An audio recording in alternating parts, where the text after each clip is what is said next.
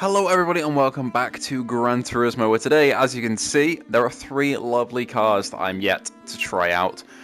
On the racetrack, I've been playing through the weekly races every single week, and this is the reward for that, in terms of, I still have quite a bit of money left, but I bought a couple cars for a couple million each. So the first car that we're going to test out is the Maserati. We're going to come to Italy with a custom race. We're going to go layout C as well, because I quite like the winding nature of it. Awesome, we've got some classic cars and some non-classic cars in the lineup, so let's jump in. Let's have a look. Oh, and it is wide. Look at that. Is that the, for winding the window down, is that just a flick, or is that the door lock? Like a little switch, look. That's really weird. I'm assuming it's to lock the doors from the interior, but I'm not sure. Man, look at it. Yeah, it's a really wide car. These seats feel quite wide, although they do feel very, very far forward. Like, I feel like if I crash now, I'd headbutt the windshield. I want to see how my... It'll be interesting to see on the outside view that you guys get from the race replay that I intersplice, how close the racer in here... Well, how close I look in here to the windshield, because in VR, I mean, the... Uh-oh. I was looking up. In VR, the mirror's right here, and the windshield's very, very close. I'm hoping that hasn't just scratched my lovely Maserati, but it may well have done. Look at the that, I don't want to say felt looking, but it's not hard leather or anything at the top. Look at that. You can see the difference in texture compared to the rest of the car. And then the steering wheel is actually pretty large, but I think it's because it's quite close to me. Engine noise sounds lovely as well, and the bonnet here, as you call it in the UK, or the hood in the US, looks very, very, I know, prominent. It's probably because I'm so like far forward. But speaking of far forward, it means I can get a lovely view of the windmills as they go past, or the wind turbines even. This first car we're testing out in a proper race, whereas the other two we might jump into a bit more of a chill, just track experience to take a look at them, and then we'll jump into the showroom as well. I'm quite liking this though, even with stock, with no upgrades, no switches with the engine, nothing messed with, no new tyres, it's just the stock, I'm assuming comfort tyres that come with it. It's feeling really, really nice, but I do wish I had my wheel to kind of play around with it in, because I am missing that right now. It feels a lot more immersive with the wheel. I can kind of cruise along with Spotify on or something, you know? Yeah, the sense of scale in here is nuts, like how wide it all is. Here we go through, a little bit of sliding. What a lovely map as well. And that rearview mirror is really, really close, look at that. My wing mirrors, one of them's quite hard to see. As I said, the car's, oh my god, the car's quite wide, so like it's right over there. But yeah, I'm going to try and play around with camera angles a little bit more in this video. I'm still learning and adapting to that.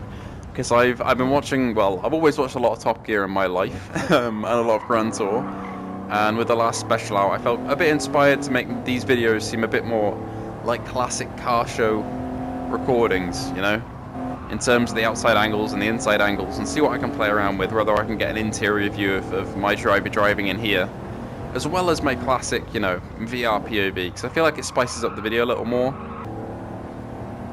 Right, let's take the flag. We're having a last look around this car. Is that the bloody handbrake down there? Jesus. Anyway, as I was saying. Man, what a lovely car that is. The next car will be the Aston Martin. And I'm not going to lie, we've got to go to Britain to drive that. Alright, let's go. With this lovely Aston. And another pretty wide looking interior. Man, it's these, like... not historic cars, I mean it's a very iconic car, but it's these iconic cars where the details really come to light. Like, the dash here is so detailed, and you can tell the depth in terms of the dials, how everything's been scanned perfectly. It's seriously impressive.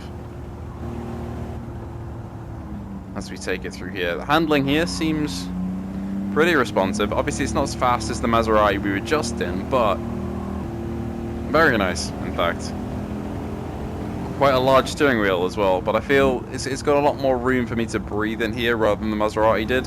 Very low roof on the Maserati we were just in.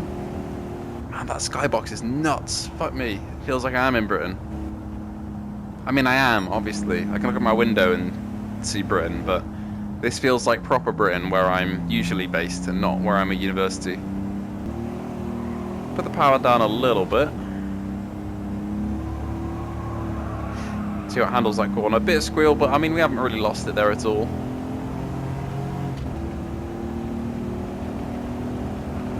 And a car that I've thought about driving on this game for a very long time and haven't had enough credits, but luckily I've been playing it a bit more recently in terms of actually doing objectives, which is, the weeklies are the best way really to get money overall.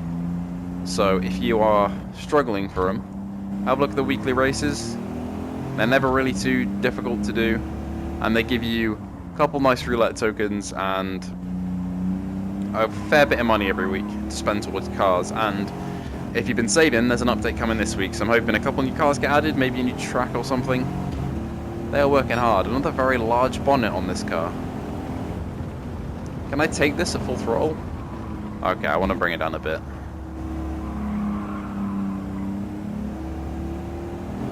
This is a very barren... I don't know what the term for this is. Below the dash in the middle here, we usually have some sort of storage area. Very, very barren.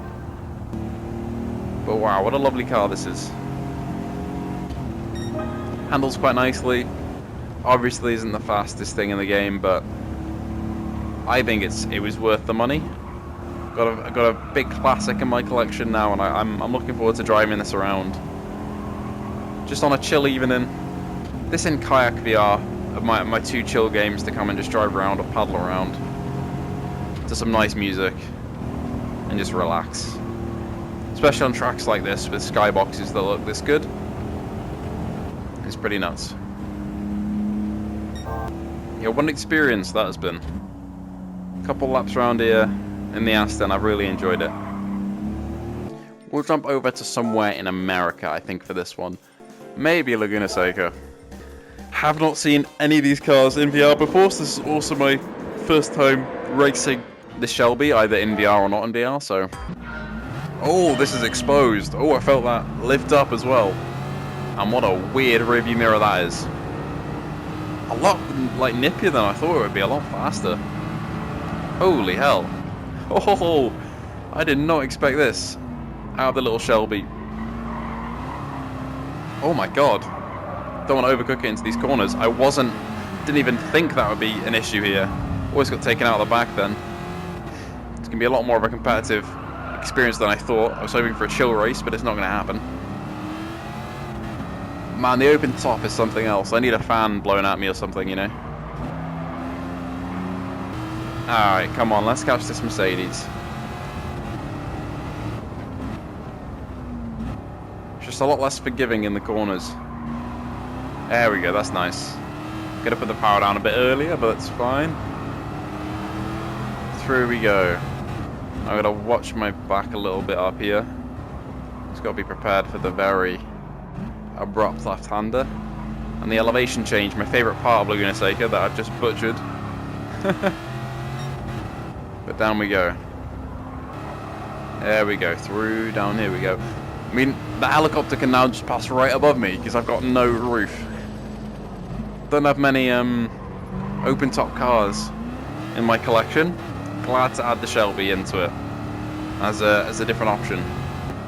I don't know, every time I think I get desensitized to VR and the way it looks and how cool it is, I hop on Gran Turismo 7 or I hop on Resi 8 again or 4 and I just get blown away again, just like it's the first time. Alright, take it easy through here. I'm starting to like it now. I'm starting to really, really like it. I wasn't sold at first, but I am starting to properly like this car. I've just got to make sure I don't destroy it down here. That's better. That's better. Look at that. That's such a nice part of the track. When you don't mess it up like I usually do. Here we go. Coming on to the final stretch in a second.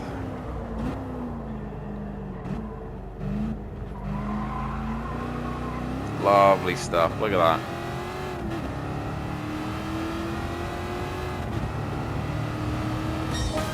Hey, awesome. Now let's have a look at the VR showroom where I want to proper good look at some of them. There it is. What I really want is to have like a big space I can walk around in, so I don't have to use the controller to kind of, you know, adjust and move. That's sick. Then we can sit in it and have a proper look. Is that a seat belt made of wood? So it is a very low car, but lovely looking. Now for the other one that I'm a little bit, you know, less excited about seeing, but still kind of excited. The good old Maserati. You might have been the most fun to drive today. I'm not gonna lie, Maserati. I really liked it. And I mean, this interior is just lovely. I'm not gonna lie. Don't know why the rearview mirror is currently showing myself, but without me there. So that's really interesting. That's the level of detail it renders for the interior. Look at that. Look at that wheel compared to the one that's there. That's really cool to see the difference. Oh my god, there are seats back there. Holy shit. You're kidding me, right? You'd kill someone. You would be dead if you went back there. I guess the front people can shift their seats forward a bit, but holy shit. Then finally, the car that I really want to see. Yeah. The BB5. And what a lovely car it is. Oh my god, it's actually modelled. It is. That stupid detail. I wonder if they knew at the start of the development cycle for this game that all the models that they'd make, they'd be able to view them in VR like this. You know, I mean, I can even go down to the floor and have a look at the underbody, which is all modelled as it should be. Just a superb level of detail. And man, is it probably the most detailed interior out of the ones I've seen today. Is that done by Motorola? I'm going to headbutt my desk if I'm not careful. That is. That little cassette player, I think it is. All of these modelled properly. Nuts. Absolutely nuts.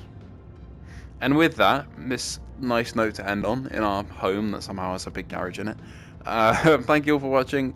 Hope you did enjoy today's video, just checking out some amazing cars in VR. When the GT7 update drops sometime this week, I'll be sure to cover it if there's some cool stuff that we can see in VR when it does drop.